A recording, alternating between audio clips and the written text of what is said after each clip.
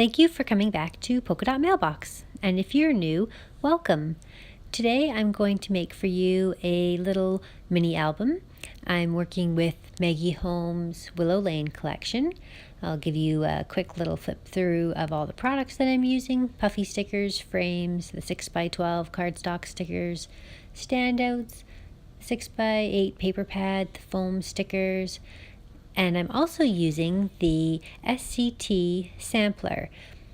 I unboxed this on my channel earlier, and it came with some Willow Lane samples. So it works really well to pair with the kit I just showed you, because when you cut down the 12x12 pages, they are now double-sided. With the 6x8 paper pad, they're single-sided. So you could still make one of these albums with a 6x8 paper pad, but you would have to adhere pages together. So it was much simpler, since I already got these 6x6 pages, to just take the ones that had backs on them. So I'm just going to work here and try to decide which ones match well together, and try not to do too strong of a pattern in the background behind the pictures that I'm going to be showing, so I want them to be the focal point. So if you haven't already entered, we are doing a giveaway. The Maggie Holmes Willow Lane products I showed at the beginning of the video are the prize. There's another video that explains them in great detail, and there is an Instagram post that has all the information about the contest. So head over to Polka Dot Mailbox on Instagram and look for the post that says Maggie Holmes giveaway, and share that post. Comment down below that you've done so, and make sure that you are subscribed to this YouTube channel. And that's all you have to do to enter. The contest is open for both the US and Canada. And yeah, I'm really excited to be able to give away these great products to one of our subscribers. The images that I'm showing you here, all the pictures that I'm cutting down, that one center photo that I'm cutting right now was the recipe for friendship. My girlfriend and I, we went out to celebrate her birthday. We both have birthdays in September, and we spent 2 separate days really lovely, just enjoying a nice lunch. And for her birthday, we went to one of our local greenhouses that has a restaurant built in, and they have all sorts of fabulous giftware, planting and gardening items, flowers. They have a clothing line. They have all sorts of interesting things to look at, and they always do things up very special for the season. So it was really nice to be able to go there and see the fall decorations before it transforms over for the winter wonderland that it'll become for Christmas. So we were happy to be able to see that. And in amongst all of the treasures that they have there, she came across this picture frame that said "Recipe for Friendship." I probably wouldn't even have noticed it, but she loved it. So she propped it all up and put it in some plants and took a picture of it. And I can read for you what it says the recipe for friendship is: 1/4 cup of kindness, 2/3 a cup of compassion, 1 teaspoon of speaking your mind, 2 tablespoons of listening, 3 cups of laughter, boil in challenges, simmer with patience, stir in sensitivity, spread over a lifetime, and serve each other. So that seemed like a perfect sentiment to have as the center point for this flip album, to celebrate our friendship and the lovely day to remember what we did in celebration of her birthday. The photo on the right is a picture of a little gift that I decorated up for her. Inside the box, I've wrapped all of her presents and decorated them, and it's a little almost like a Happy Mail experience. It's all got confetti and crinkle paper, and it was really fun to decorate. And on the left is a little impromptu photo that one of our girlfriends took of us getting ready to go out to Vanderies. And we had we just noticed that both the girls were wearing these really funny, colorful, silly socks. And we got a good chuckle out of it. So we thought it would be funny to take a picture showing their silly socks off. And it was really cute, full of laughter, and a nice memory to remember. So that's the picture that was staged off to the left. So I've kept the decor for these photos and backgrounds pretty simple because the photos take up so much of the background pages that it doesn't really require a lot. So I did sew around the edge of the one center 6x6 photo or 6x6 background. And what you'll find is you have to be careful with this because whatever you sew on the back becomes part of the book. So it was okay to sew on the back of this one because that was just the back of the album and it just looked like a plain black border on the back. But if I were to do any sewing on the other projects and it wasn't going to be like a framed image, then it might look out of place or it might wreck the cover or the inside flap. It might not match. So it was good to decorate just that one piece with some sewing and leave the other two. And also it was not off balance because if you did some sewing on one side, it might seem odd to not have the sewing on the other side, but because it's in the middle, then it was not a problem messing up the symmetry of it.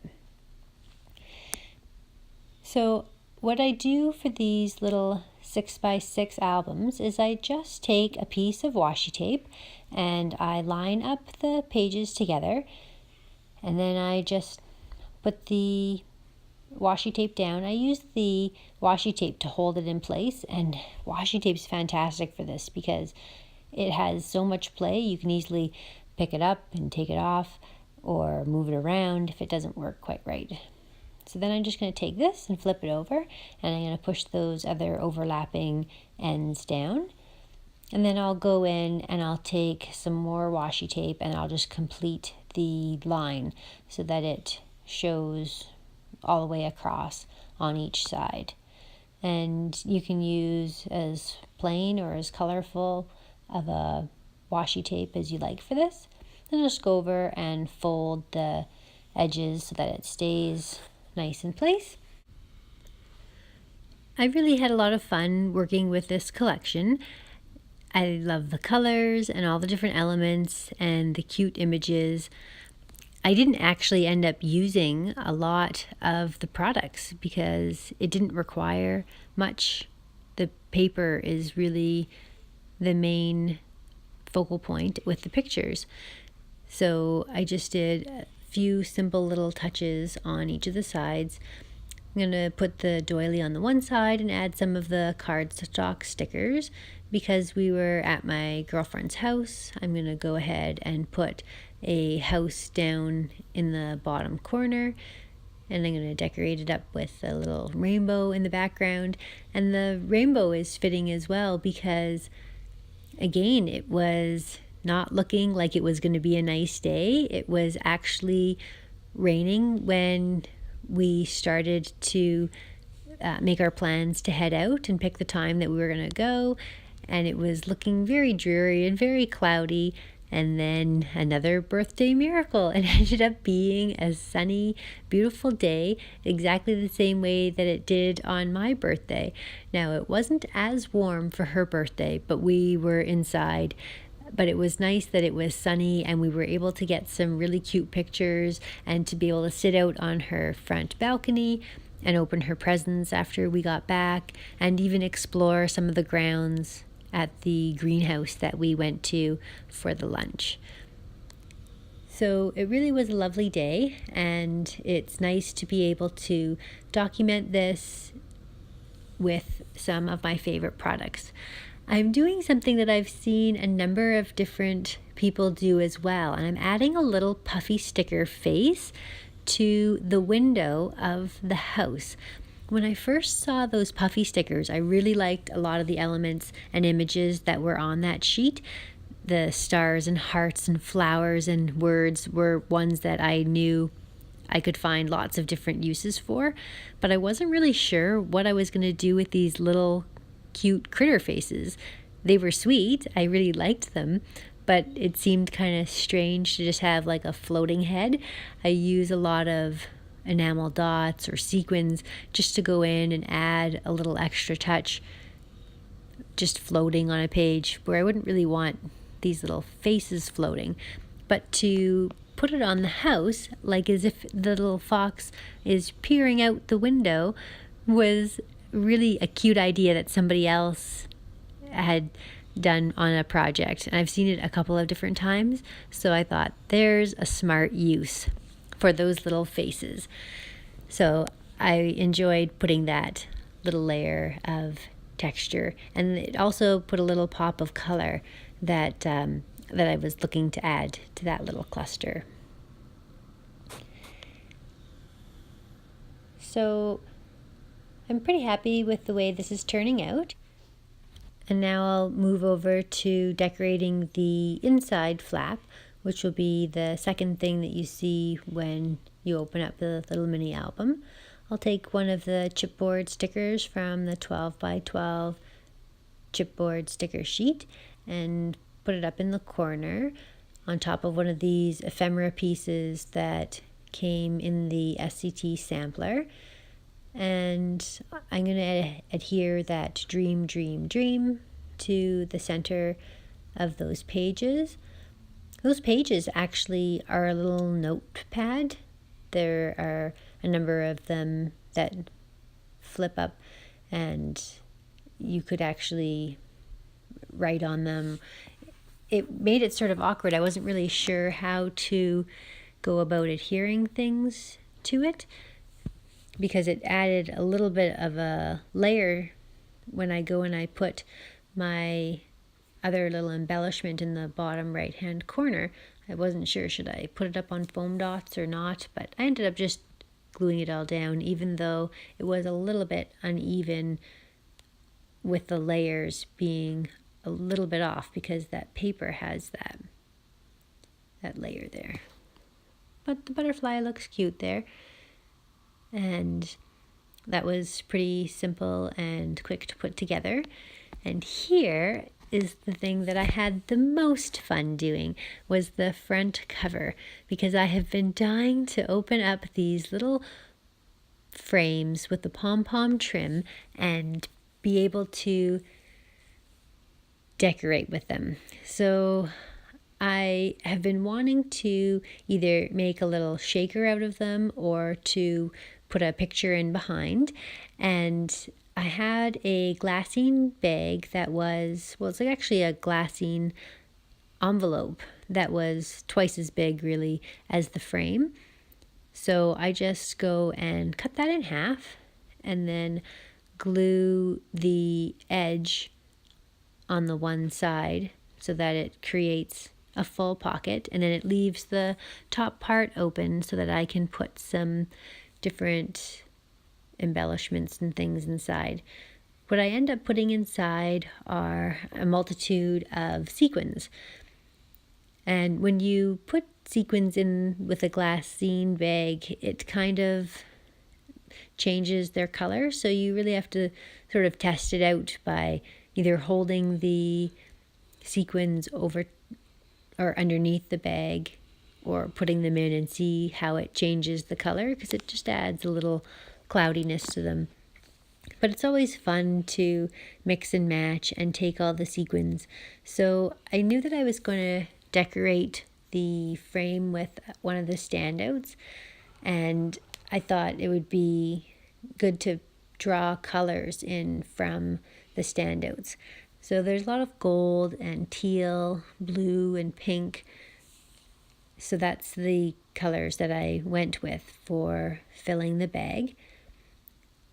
So I'm just going to fill it up with a number of different ones, and they're all different shapes and sizes, and they have different levels of depth. Some of the sequins I have are flowers, and they're quite 3D. They have really quite a lot of depth to them, and then some of the other sequins are quite flat.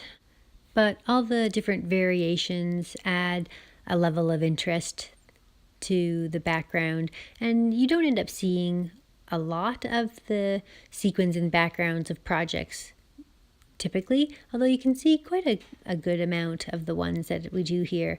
But even just to have a little bit peeking through is really cute. I just really like it. And plus, it also will shake now, because this is a project that you will be picking up and flipping through. You'll get that shaker noise and feel when you flip through the pages.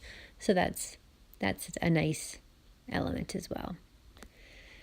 So I quickly picked the standouts that I wanted on this. I actually was really thinking I was going to go with that panda bear, but as soon as I put these two down, I was really happy with that choice.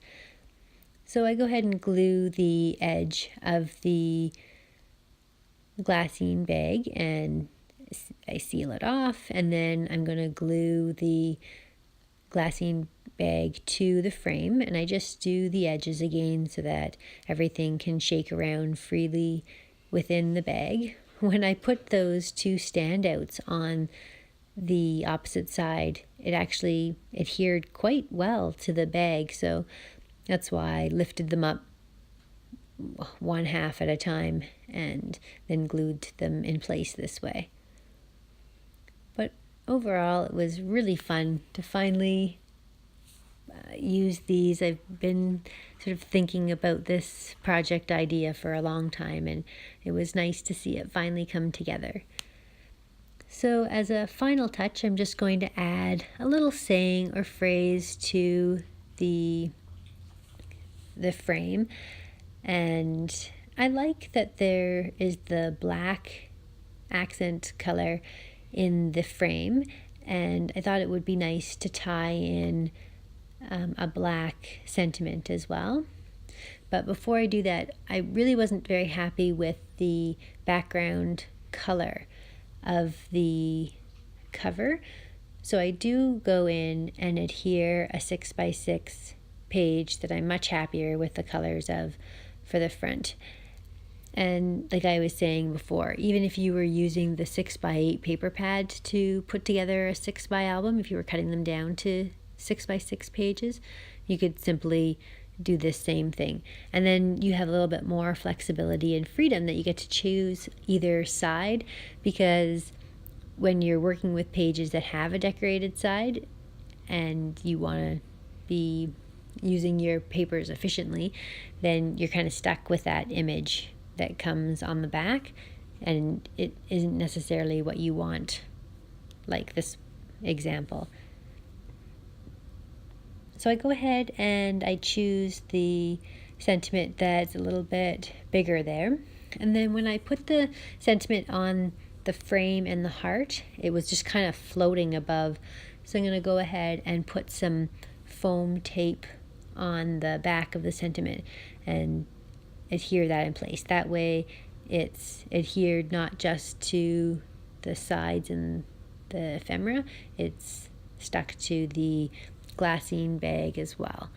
So that should keep it nicely in place. So yeah, I really love that little shaker.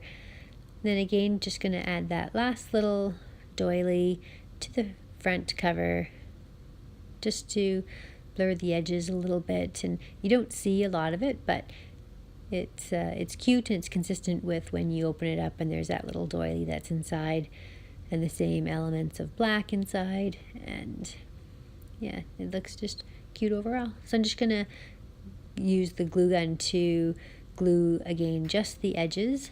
You would see potentially some of the glue underneath if you did the center of the backing. So and there it is.